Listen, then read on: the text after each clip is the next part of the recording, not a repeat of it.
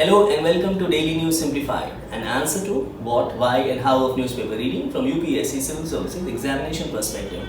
Today we are going to take up the new Delhi edition of the Hindu newspaper dated 29 December 2022, and the news to be taken up has been displayed on the screen. Now today is Thursday and this is your DNS weekly practice question for mains. The question is, highlight the salient features of Kunming-Montreal Global Biodiversity Framework along with the challenges which the countries might face collectively in achieving the goals under the said framework. And this question is of 10 marks and needs to be written within 150 words. Now before attempting this question, you can revise the DNS dated 21st December 2022 where we discussed this particular topic in detail about a new global biodiversity framework.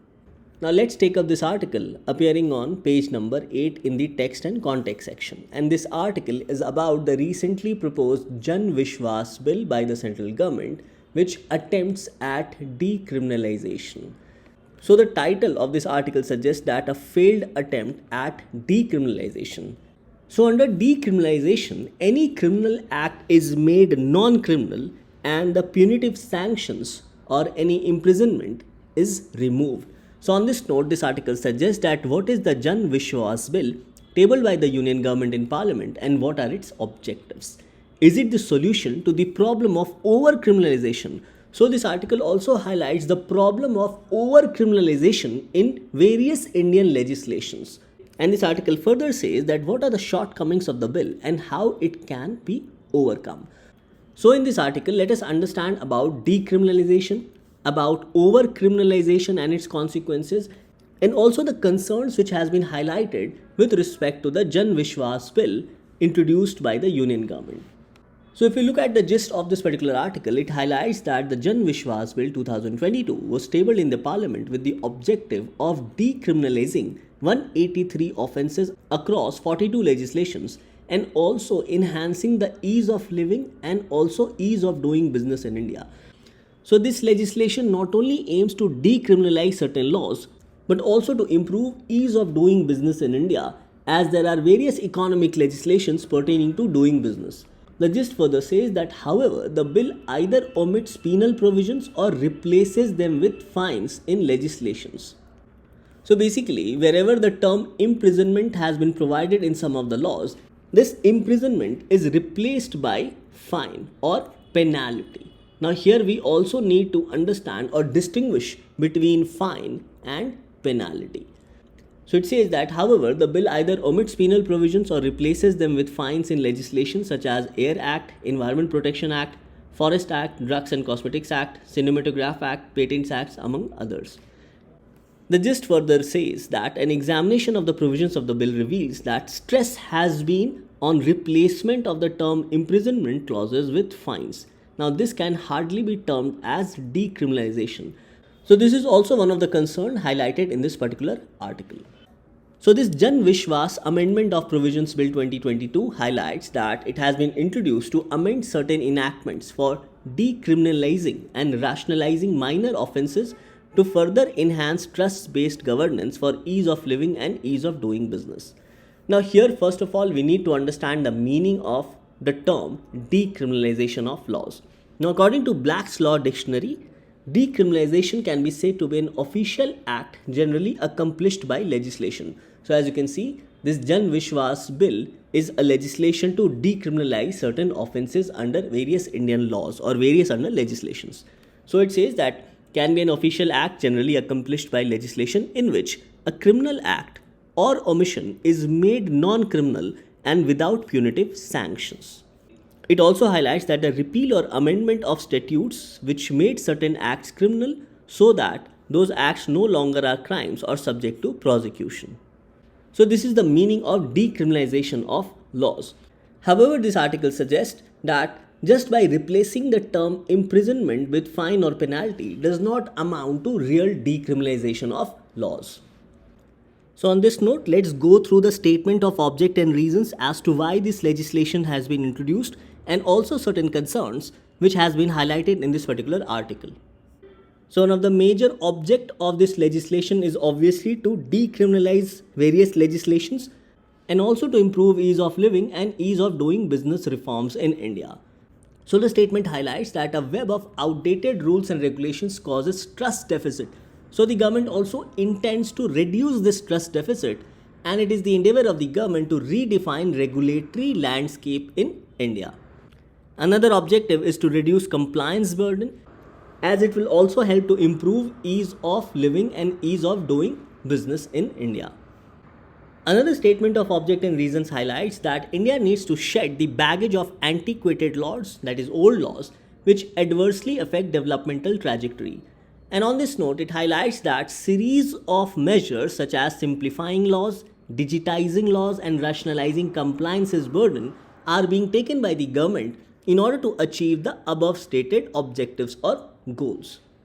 Further, the aim of the legislation is also to boost global investments in India, as it highlights that the fear of imprisonment for minor offences is a major factor hampering the growth of business ecosystem and also reduces individual confidence to do business in India. Now another point highlighted here is settlement of large number of issues by compounding method. Now compounding of offences is allowed in certain offences where both parties can affect a compromise. So it says that in certain offences, the parties involved can affect a compromise while the case is still under trial in the court. So the impact of compounding of offences is that the trial which is going on in the court is discontinued. So it says that cases in which it is permissible are called compoundable offences. Examples of such are hurt, wrongful confinement, assault, molestation, cheating, adultery, etc. So another reasons to introduce this bill is settlement of large number of cases by compounding method, adjudication of these cases and also through various administrative mechanisms without involving courts, as this will enable persons to remedy minor contraventions and defaults. So the idea also is to decriminalize minor offences which are sometimes committed unknowingly by the people. And another reasons to introduce this bill is rationalization of various monetary penalties under different legislations. So it says that besides decriminalization of minor offences, the bill also envisages rationalization of monetary penalties depending on the gravity of offence, which will further improve trust-based governance in India. So overall, these can be said to be the purposes for which this particular bill has been introduced in the Lok Sabha. Now before moving further in this discussion, first of all let us also understand the difference between fine and penalty, as one of the major concern is with respect to this particular aspect. So fine is referred to as a sum of money ordered by the court to pay for an offence. So fine is basically ordered by the court of law after the complete prosecution in a particular matter, whereas penalties do not involve court proceedings and have been laid down in the legislations, and they are imposed when a person does not comply with the provisions of a specified legislation or a specified law. So basically fine is imposed by the court and penalties are imposed through legislations. So it says that in certain acts, offences have been decriminalized by imposing a penalty. So different provisions of imprisonment in various laws have been changed with penalty. So it highlights that in certain acts or legislations, offences have been decriminalized by imposing a penalty instead for a fine. So now the legislations will provide for penalty and not for fine, because fine is imposed by the court. So this will also reduce court cases. So this particular legislation replaces the term fine with penalty, which may be up to 10 lakh rupees. And in certain cases of continuing claim, there shall be an additional penalty of 1000 rupees per day. So again, the idea is to introduce penalty instead of fine. Further, the bill also provides for revision of fines and penalties. So it says that the bill increases fines and penalties for various offences in the specified acts. Further, these fines and penalties will be increased by 10% of the minimum amount every 3 years. So still there are certain legislations which also calls for fine, and the bill in some of these legislations has revised or increased the fine and also penalties. Further, the legislation also provides for appointing and adjudicating officers. So it says that the central government may appoint one or more adjudicating officers for the purpose of determining penalties, and these officers may summon individual for evidence and also conduct inquiries into violations of various legislations. So basically in some legislations the bill replaces the term fine with penalty, Whereas in some other legislations, the bill has also increased fines and penalties for various offences in those legislations.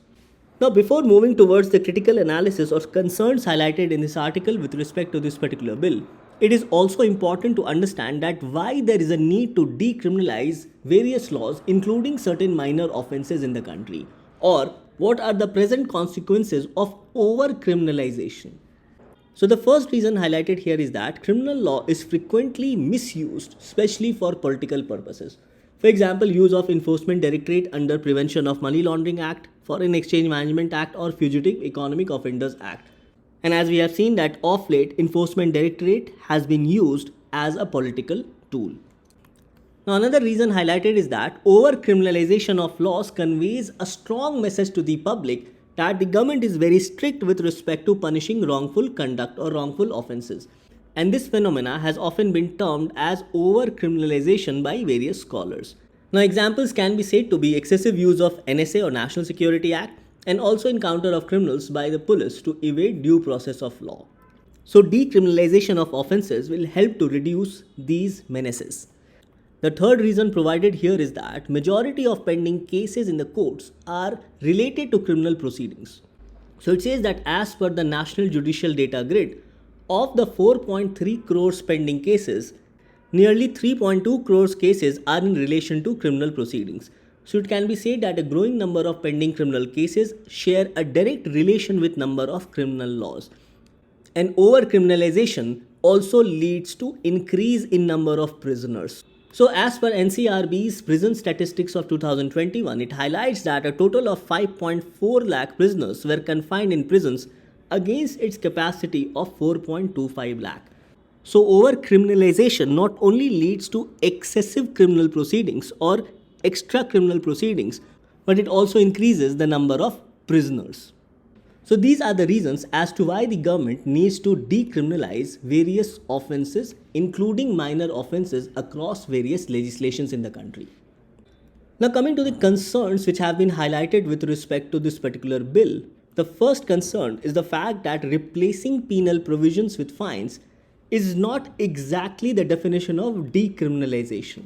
So under decriminalization, a criminal act or omission is made non-criminal without any punitive sanction. However, under the Vishwas bill, majority of the provisions relating to imprisonments are converted into penalties. So this can hardly be said to be decriminalization of the laws. And based on this, the second issue highlighted is that of Kosi decriminalization of laws. And here distinction or difference needs to be understood with respect to regulatory offences and penal offences. Now in this regard, one of the legal scholar, Mr. Andrew Ashworth, has highlighted the difference between regulatory offences and penal offences with respect to the functional differences between tax and that of fine. While the purpose of tax is mainly regulatory in nature, whereas a fine carries an element of censure or stigma. Now the third concern highlighted is that imprisonment clauses in economic legislations, and here the article suggests that in 843 economic legislations in the country, there are 26,134 clauses relating to imprisonment, which seeks to regulate businesses and economic activities in India. So in this slide, the number of offences deregulated under the new bill seems to be a mere drop in India's regulatory framework. So the concern highlighted is that decriminalization of certain economic legislations will not have a great impact with respect to ease of doing business in India. Now another concern highlighted is that regulatory offences to be considered for decriminalization in India needs to be prioritized in order to improve ease of doing business in the country. And on this note, the fifth point is that decriminalization in India should not be limited to merely regulatory domains, as other legislation such as NDPS Act, UAPA, sedition laws, triple talaq and also anti-conversion laws needs to be decriminalized. So these are some of the concerns which has been highlighted with respect to the introduction of Vishwas bill, which intends to decriminalize various offences across different legislations in order to improve ease of doing business in the country. Thus this topic becomes important particularly from the perspective of governance under GS paper 2 in your mains examination. The next news to be taken up appears on page number 10. And this news highlights about the triple test which has been provided by the Supreme Court with respect to reservation for other backward classes in the local polls or the local elections, that is election for panchayats and municipalities. So on this note, this news highlights about a recent judgment of Allahabad High Court. As courts insist on triple test rule for OBC quota in polls, state governments push back. So earlier, the state government of Uttar Pradesh had called for a rapid survey of OBC population, that is population of other backward classes, in order to provide reservation in the local polls.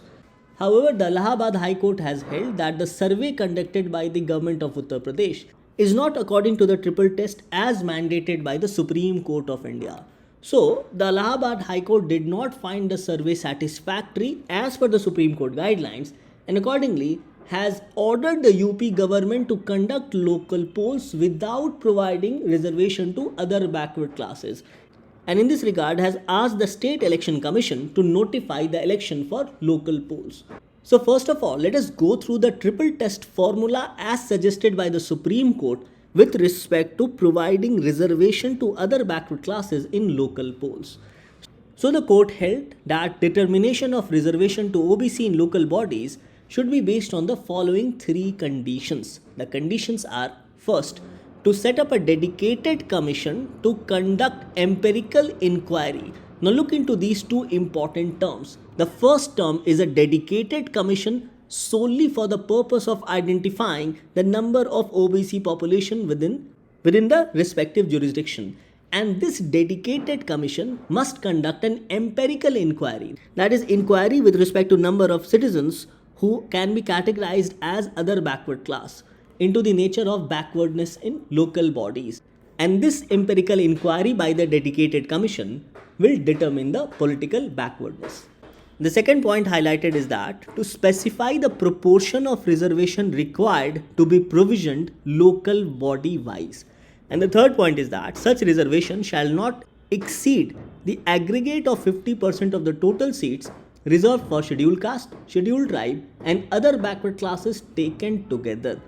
So these are the important conditions laid by the Supreme Court as part of triple test formula.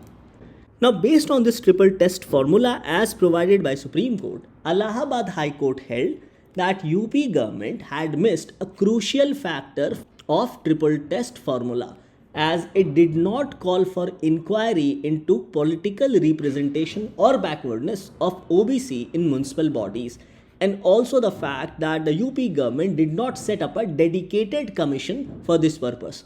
So the court held that a dedicated commission must also find under-representation of other backward classes in municipal bodies, as it will not only help to determine the extent of under-representation, but this extent of under-representation in local bodies will also help to ascertain the number of seats required to be reserved for other backward class. Further, the court also held that reservation for OBC cannot be provided unless triple test mandated by Supreme Court is complete.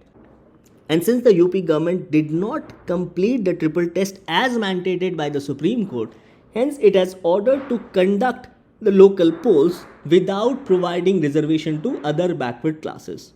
Now on similar lines, even the Patna High Court gave its judgment and bifurcated between political backwardness and social and educational backwardness with respect to providing reservation at local bodies. And in order to provide reservation to the extremely backward class, the Patna High Court ordered the government to reconstitute or constitute a dedicated commission for this purpose, which the Bihar government has now constituted. So it's important to go through the constitutional provisions with respect to reservations for local bodies, including panchayats and municipalities. And the constitutional provision with respect to panchayat is Article 243D, which says that seats shall be reserved for scheduled caste and scheduled tribe in every panchayat. Further, Article 243D Clause 6 says that nothing in this part shall prevent the legislature of a state from making any provision for reservation of seats in any panchayat or offices of chairpersons in the panchayat at any level in favor of backward class of citizens. And similarly, Article 243T Clause 6 says that nothing in this part shall prevent legislature of a state from making any provision for reservation of seats in any municipality or offices of chairpersons in the municipalities in favor of backward class of citizens. So it is with respect to the reservation of backward class of citizens for panchayats and municipalities, legislature of a state can frame a law. And it is here where the Supreme Court has mandated a triple test formula. And this formula has been provided by the Supreme Court in its judgment in K. Krishnamurthy versus Union of India. So let's go through some of the important highlights with respect to this particular judgment of Supreme Court, which provided for the triple test formula. So here the petitioner challenged Article 243d6, 243d4, 243t6 and 243d4. Now all these provisions are with respect to reservation in panchayats and municipalities. So the challenge to these constitutional provisions was on the ground that reservation provided under the provision were discriminatory in nature on the basis of caste and gender. Further, the petitioner had also challenged Karnataka Panchayati Raj Act 1993, which provided reservation to scheduled caste, scheduled tribe, women and backward classes of about 15%, 3%, 33% and 33% respectively. So the Supreme Court, apart from mandating the triple test formula, has also provided certain important decisions. The first important decision here is that the Supreme Court has held that linking of reservation is not possible. Supreme Court held that reservation policy under Article 243D and 243T is distinct or different from that of reservation policies under Article 15.4 and 16.4. Now 15.4 provide for reservation to other backward classes with respect to admission to educational institutions, and Article 16.4 provide for reservation to other backward classes in public services. So the Supreme Court held that political backwardness, especially with respect to reservation in local bodies, is different with respect to social and educational backwardness, for which provisions have been made under Article 15 Clause 4 and 16 Clause 4. So this political backwardness is very different, for which reservation is provided in the panchayats and municipalities. So the Supreme Court held that socio-economic backwardness different from political backwardness. The court further held that backwardness in the socio and economic sense does not imply political backwardness. As it said that for reservation under Article 15.4 and 16.4, due regard is given to merit, but same criteria cannot be applied for reservation in local bodies. Now this is because voters are not influenced by the merit, but rather by candidates' ability to canvass vote, ideologies, affiliation to any group, and past records of achievements. So the court held that backwardness in social and economic parameters can act as a barrier for the backward people to have effective political participation. And hence the Supreme Court bifurcated between political backwardness and socio-economic backwardness or social and educational backwardness. The court further held that reservation in the local government is beneficial for the society, as reservation is more effective tool to achieve empowerment of the weaker section of the society. The court further held that democratic decentralization not only brings governance closer, but also make governance more participatory, accountable and inclusive towards the weaker section of the society, including the other backward class. Hence, such reservation would benefit the society as a whole and not only any particular community. Another very important part of this judgment is that Supreme Court held that creamy layer under the reservation to OBC cannot be excluded. So the Supreme Court held that exclusion of creamy layer with respect to reservation in local bodies may not be feasible like exclusion of creamy layer under Article 15.4 and 16.4. As the court held that at the level of panchayat and municipalities, objective of representation is only to put forward the interest of weaker sections, and hence it would be counterintuitive to exclude better off reserved category from representation.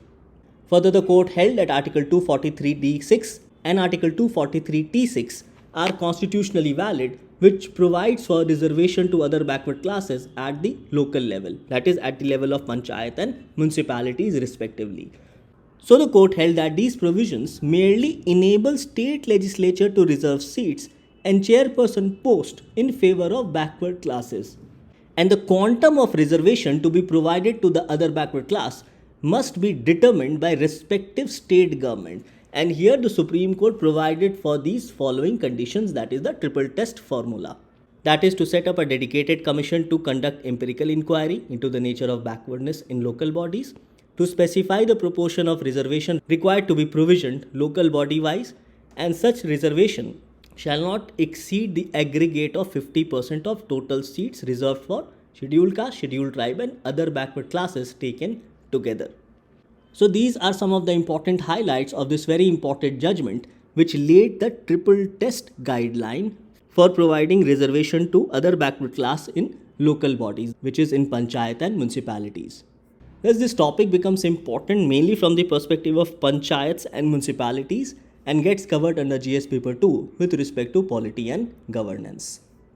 Let's take up this article appearing on page number 6. Now, this article says Nepal politics past, present, and the future. Now, essentially, this article highlights about the internal politics of Nepal, as recently Prachanda or Pushp Kamal Dahal Prachanda was sworn in as Nepal's Prime Minister. Now, he was sworn in as Nepal's Prime Minister after he switched sides to join hands with former Prime Minister of Nepal, KP Oli or Kharga Prasad Oli.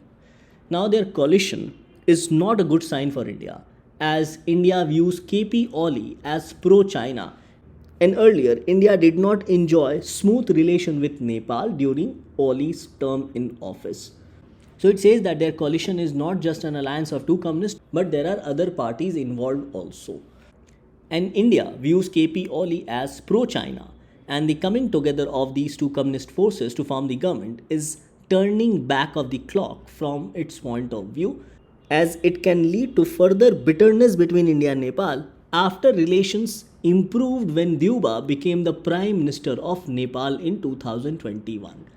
Now, this topic of India-Nepal relationship, particularly the politics of Nepal, how they view India, and the growing bitterness between India and Nepal, especially because of the border issue at Limpadhura, has been discussed in detail in the previous DNS. So, let us revise comprehensively about India-Nepal relationship from the perspective of Nepali politics, the border issue at Kalapani and Limpadhura, and also certain concerns with respect to India-Nepal flood management, which was covered on 6th August 2021.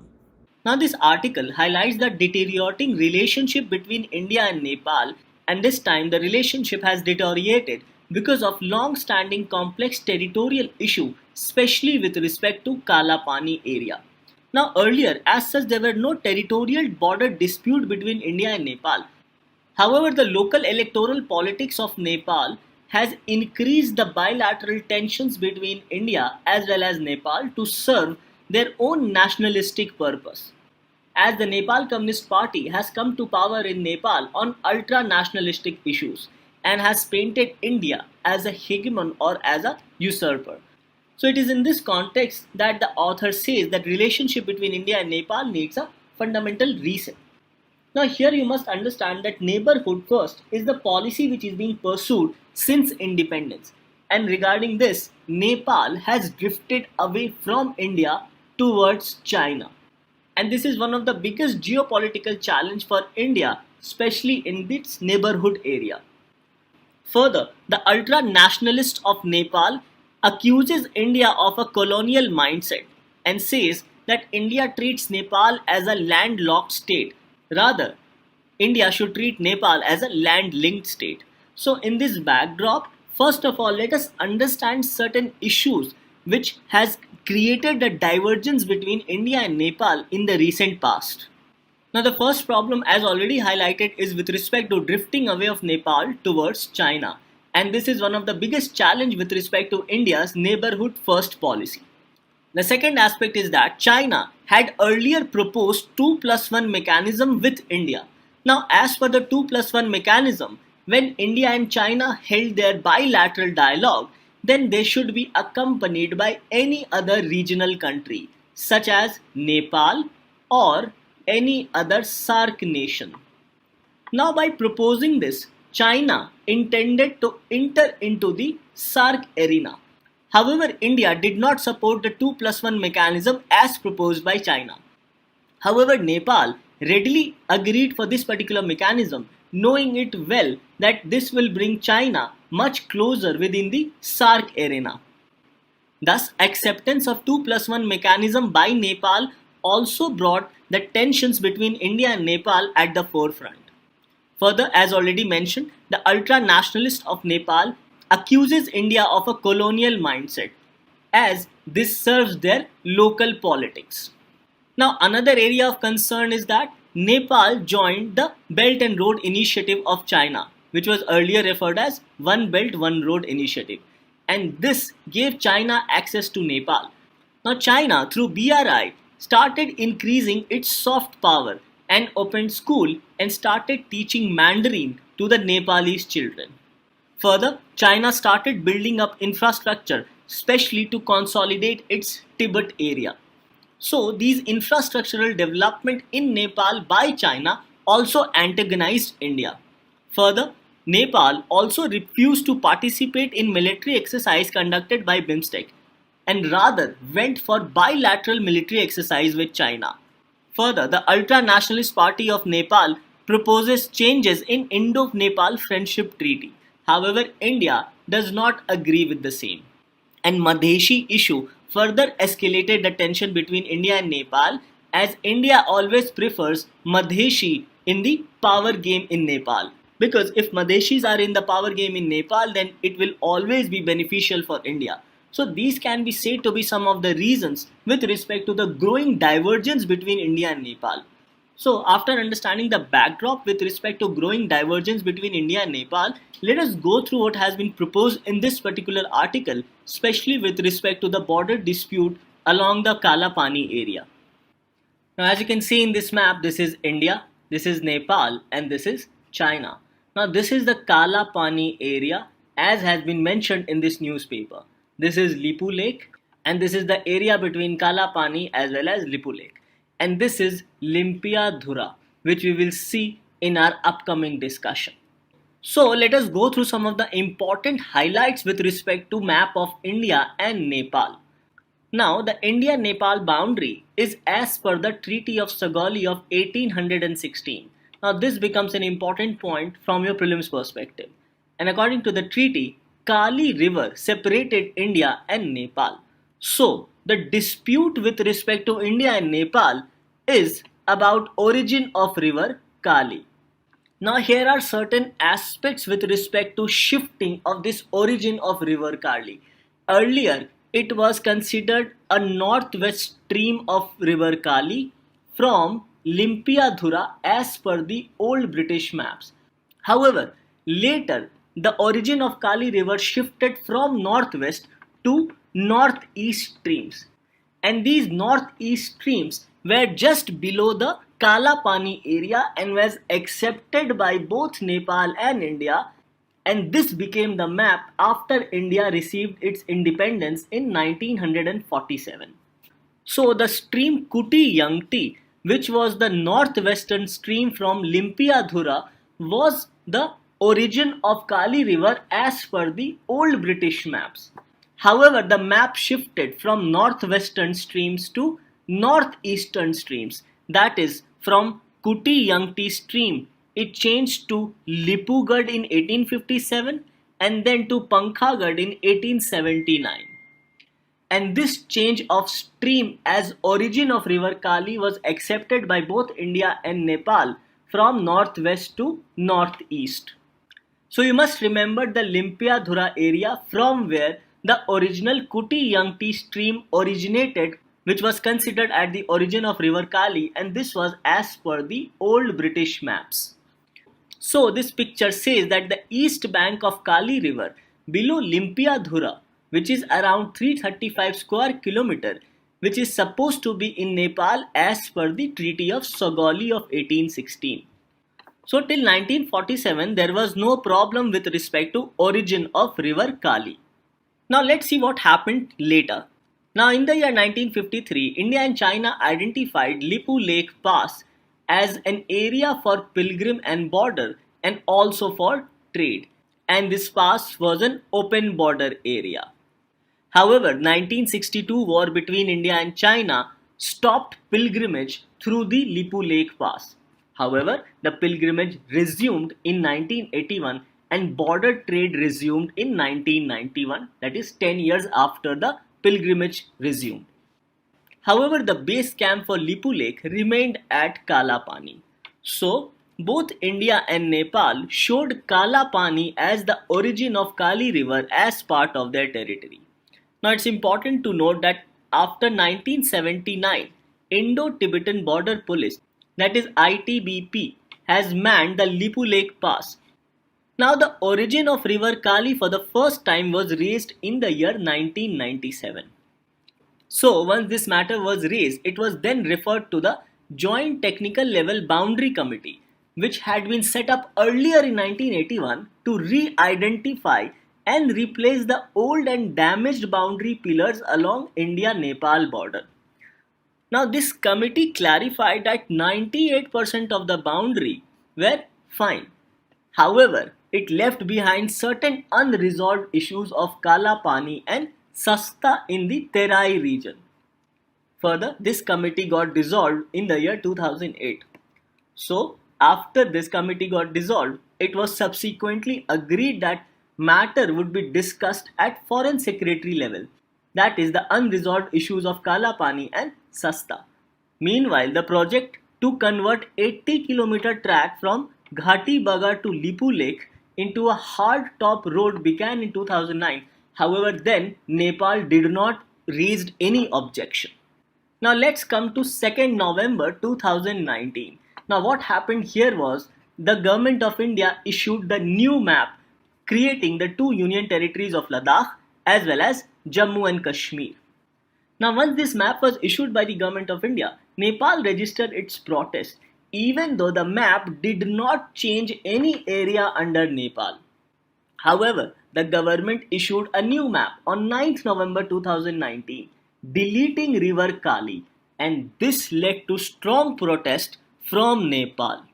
And this in a way also gave lifeline to politics of the present Prime Minister of Nepal. So this strong protest by Nepal also invoked Foreign Secretary level talks in order to resolve the border dispute.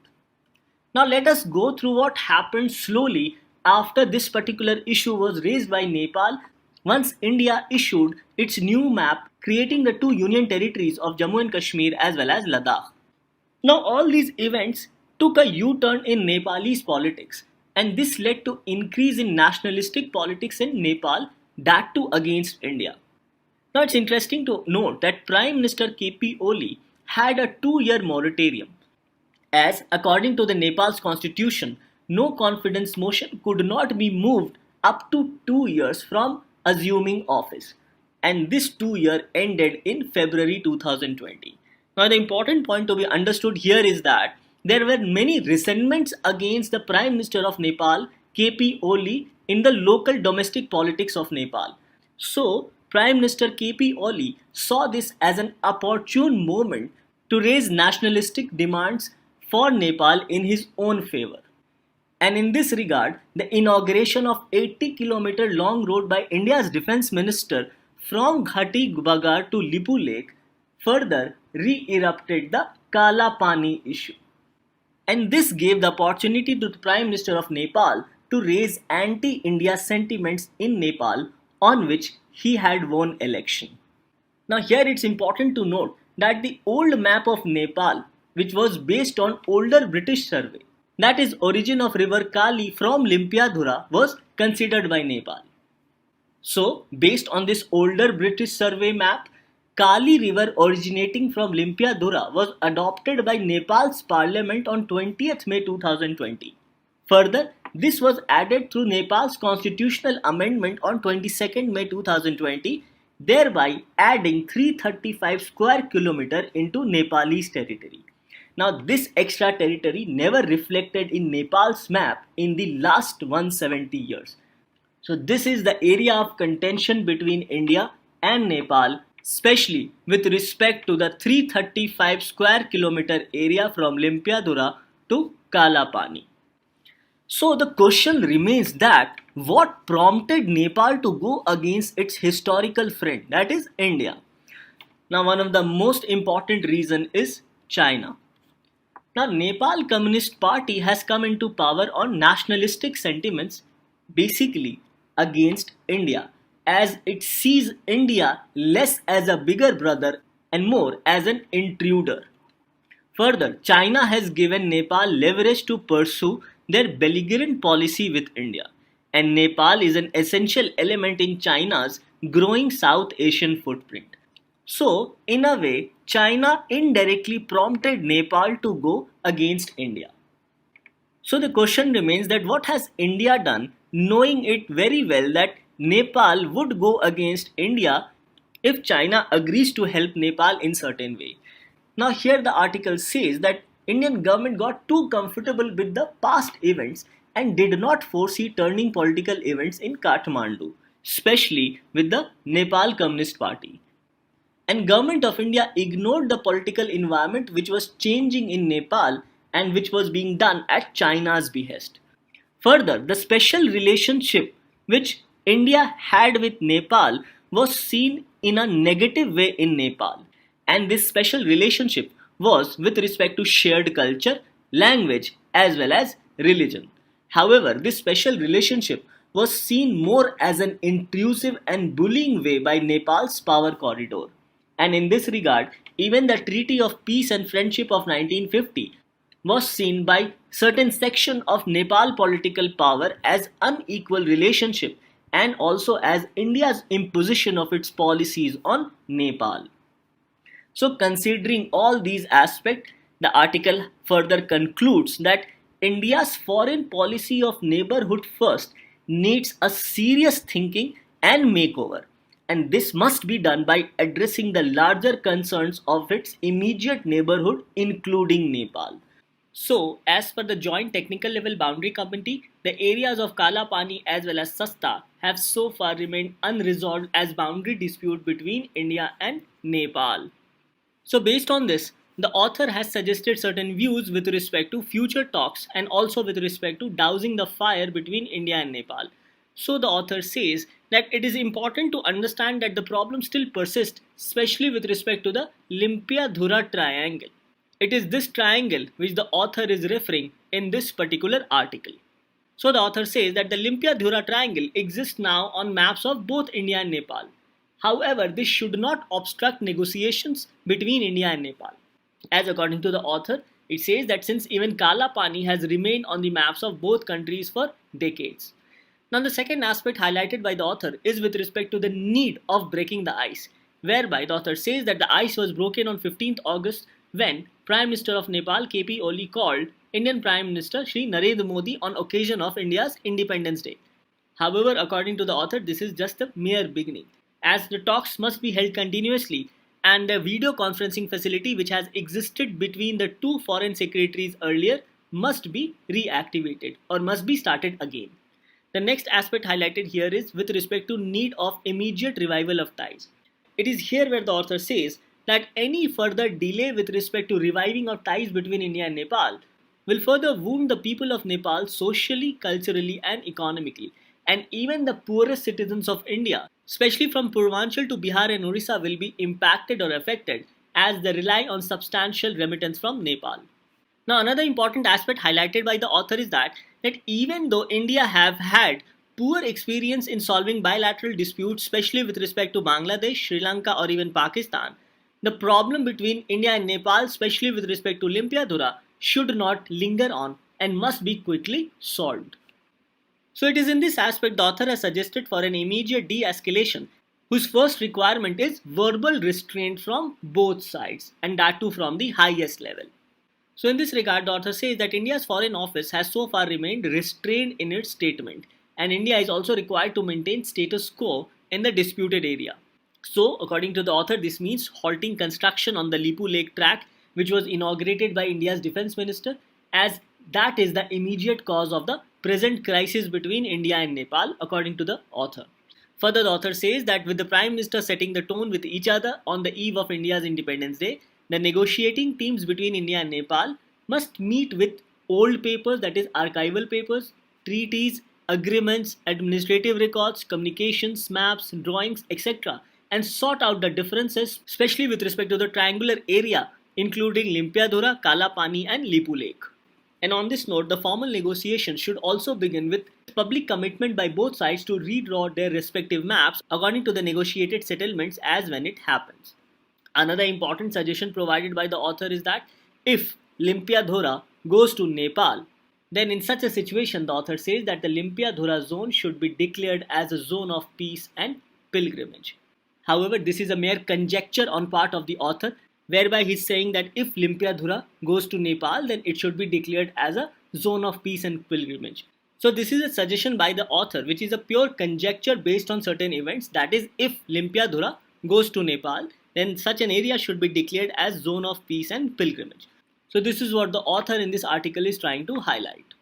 So both these lead article appearing today and on 29th May 2020 becomes very important for us to understand the complex India-Nepal relationship, especially with respect to the area of Limpiadhura, Kala Pani as well as Lipu Lake. So this article talks about flooding of North Bihar, which happens mainly due to flow of excess water from Nepal. So in this regard, this article overall says that there is a need to revisit the Kosi Treaty between India and Nepal. So in this regard, let us understand the reasons for flooding of North Bihar apart from the reason of excess water flow from Nepal. Now this is the physical map of Nepal, and as you can see, there are mostly mountains in the Nepal.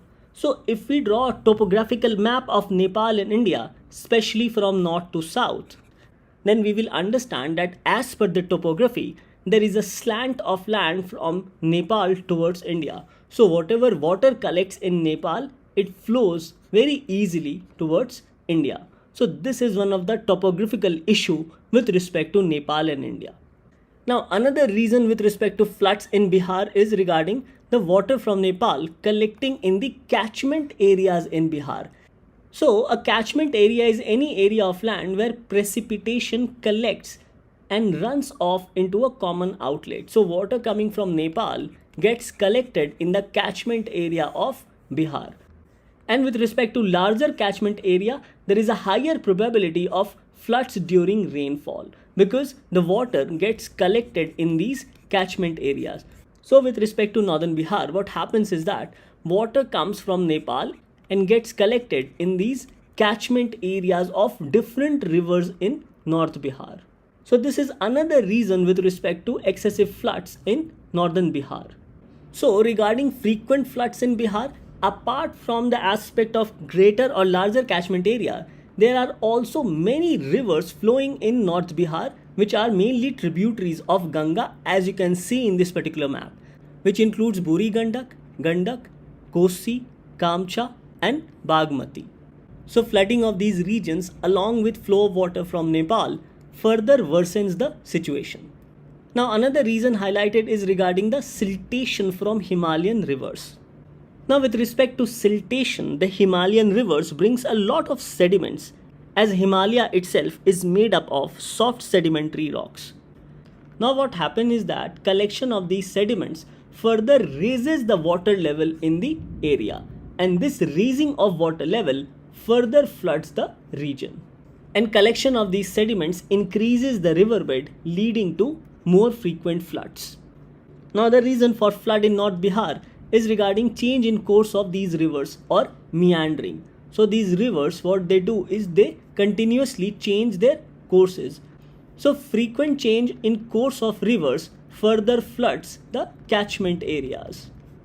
So increase in riverbed, meandering of river and excessive flow of water from Nepal further inundates the floodplains in Bihar. Now another reason for flood is construction of embankments on various rivers, including river Kosi and also river Gandak. Now one of the major impacts of these embankments is that it impacts the natural flow of river, and this overall increases the intensity of floods by obstructing the flow of main river. Further, because of these embankments, silt starts to accumulate between these embankments, and this also causes the river flow to rise gradually and creates flood. So embankments also leads to siltation, which further causes the river flow to rise gradually, resulting in flood. Now another reason for frequent flood in North Bihar is deforestation in Nepal.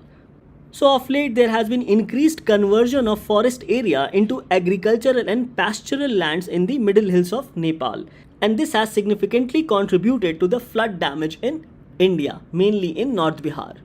And lastly, release of water from dams in Nepal also leads to flood situation in Bihar. So considering these aspects of flooding in North Bihar, this article highlights that there is a need for cooperation between Nepal and India to deal with the flood situation in Bihar. Now in this regard, this article mentions about the Kosi Treaty of 1954 and says that India and Nepal has already signed the Kosi Agreement in 1954 to regulate the flow of river and also ensure flood management in India. And based on this treaty, barrages were supposed to be made and embankments were to be raised on either side of the river. But the problem remains is that there was not enough provisions with respect to maintenance of these embankments, and this resulted in neglect of these embankments over a period of years, which has ultimately led to deposition of silts in those embankments. Now accumulation of silt has increased the riverbed. So it highlights that deposition of stones, sand, silt and sediment has led to riverbeds rising, changing course and causing unimaginable losses. So from this perspective, this article says that there is a need for renewed cooperation between India and Nepal. And with respect to this renewed cooperation, there is a need to form intergovernmental panel through bilateral mechanism between India and Nepal, so that this panel can study about the problems of flood, assess the situation of flood, and also offer solution to this shared crisis of flood in both India and Nepal. So this article becomes important both from the perspective of GS3, primarily environment and also disaster management, and also GS paper 2 from the perspective of India-Nepal relationship. With this, we come to an end to today's discussion. Thank you for watching DNS. And if you appreciate our effort, then do like the video, subscribe to our channel and also press the bell icon for latest updates from Raus IAS Study Circle.